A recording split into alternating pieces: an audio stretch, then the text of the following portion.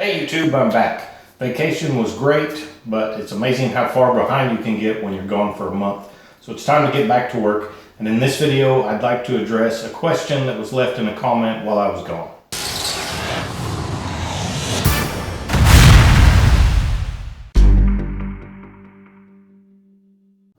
So Michael White was watching my How to Airbrush a Skull with Texture full tutorial video, and he left a comment that asked, can you tell me how you get the small pit or hole effect I see in the skull? It's a great question, one that I didn't really cover in the video itself, so I figured I would address it here. When you break it down in simple terms, it's relatively easy. All we're doing is manipulating highlights and shadows. Ordinarily, when we're painting on a one-dimensional or a flat surface. The idea is to build depth and dimension into your artwork. The way you do that is by manipulating the highlights and the shadows. So quickly, let me rough out a quick skull.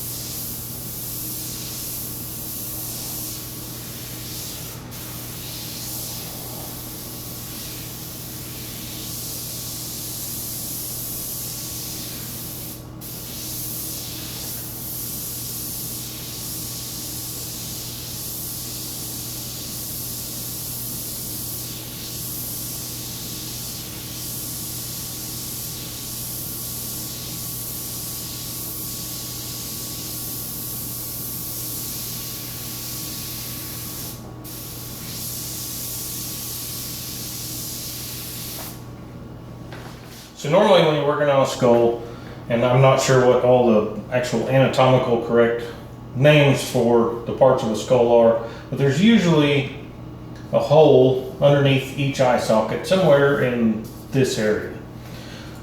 So I'll build in one of those.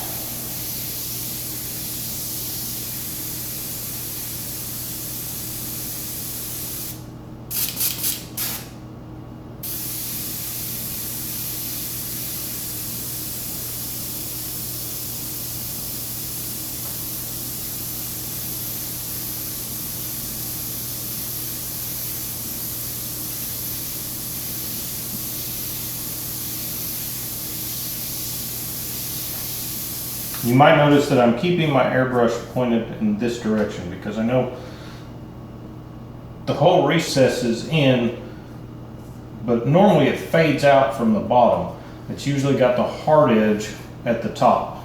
So if I keep my airbrush pointed in the direction that I want the overspray to go, not only do I get a nice little fade at the bottom, but it keeps the top edge a little bit sharper, a little bit cleaner. We can come back in and clean that up in just a minute.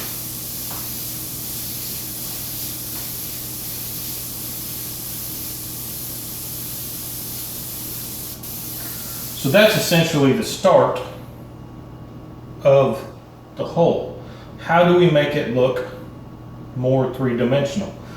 The first thing you need to decide anytime you start a painting is you need to determine where the light source is coming from.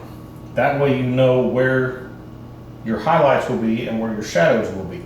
So let's, for instance, say our light source is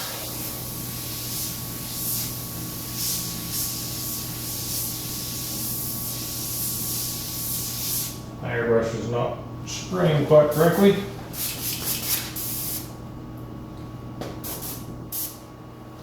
Let's say that your light source is coming from this side. So we know we've got the light, the highlights will be on this side of the skull, and it will be more in shadow on this side of the skull. In order, especially when you're working on a white base, in order for your highlights to show up, you need something for that to contrast with. If I were to come, and I'll use a subtractive method just like I did in my other video, you could come in and use white paint to add your highlights as well. In this case, I'm going to use a subtractive method and erase them out. So if I came in and started to erase highlights right now in this area, you're not going to see anything because there's no paint there. I need something to contrast what I'm going to erase. So generally, to get that three-dimensional effect, the first thing I'm going to do is just put a very light wash of color in this shadowed area.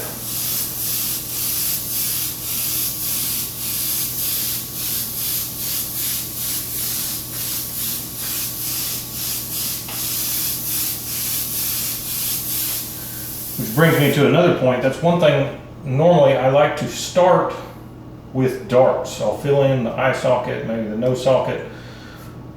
That gives me a better way to judge the contrast. It's very easy to go too dark when you have too much white in the background. But that's a very light wash of color that we put on there now, so that will give me a little bit of contrast. So I can come in and probably fill in this nose socket a little bit.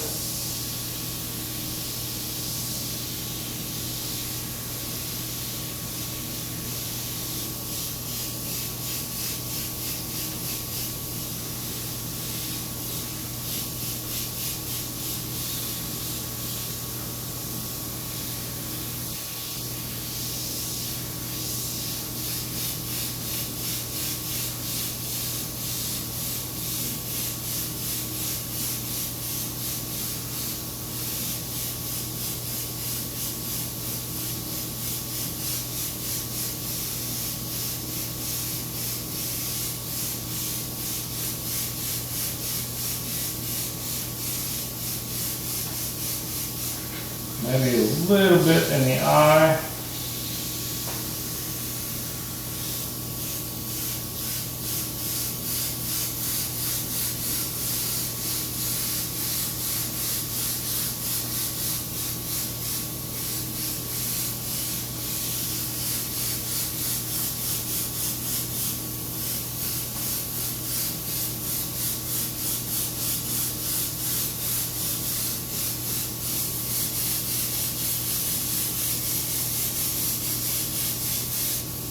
Just to give us some other contrasting values.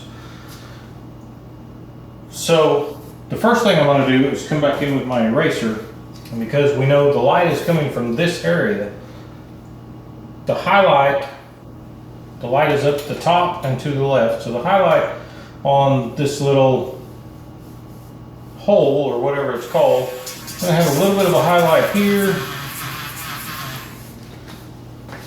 and maybe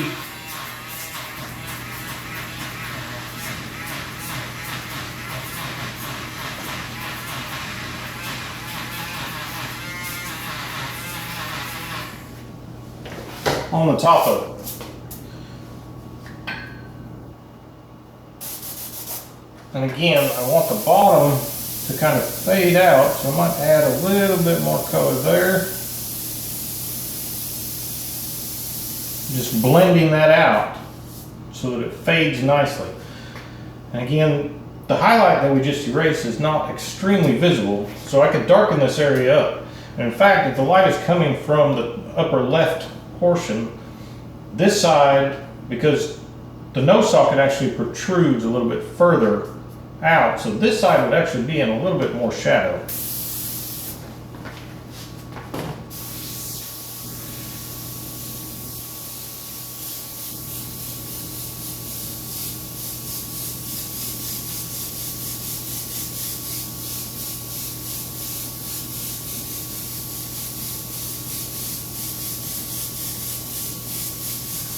Again, just using a light wash color. I don't get too concerned on whether or not I'm putting it on evenly, especially when I'm doing a skull, because you want texture in here anyway. So now I come back in with the eraser and reestablish this highlight.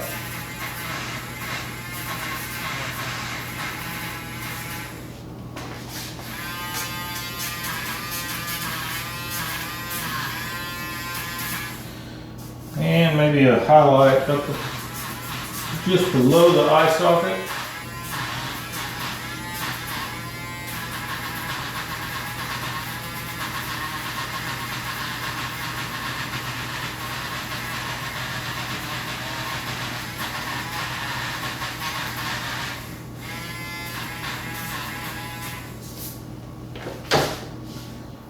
But that's essentially all there is to it. And then say there were some other little holes in the skull around this area, these little ones.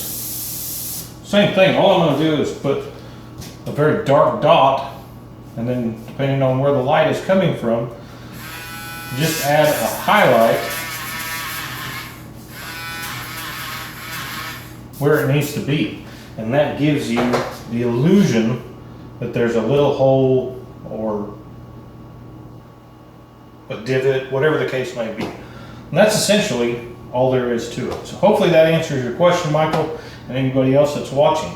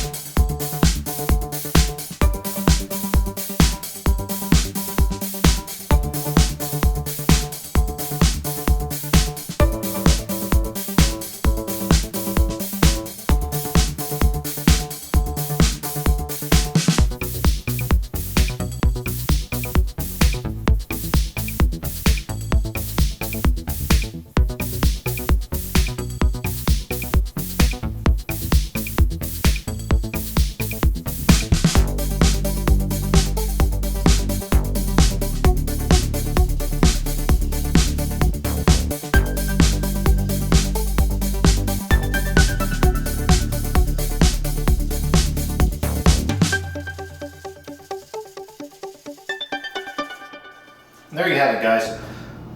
Obviously, this was not meant to be a refined or even finished artwork. I was just kind of goofing off, trying to give you guys a better idea of how to use highlights and shadows to build dimension in your work. And that's all it is. It's just a shadow on one side and a highlight on the other. Again, with little holes or divots, whatever you want to call them. Just that highlight alone really sets it apart. It really makes it stand out, makes it look like there's actually a hole in this flat sheet of paper. So it's one of those things that just takes practice. I'm Trevor Meredith with Wicked Art Studio. Remember to like, subscribe, and share if you got something out of this. I'll see you guys next time.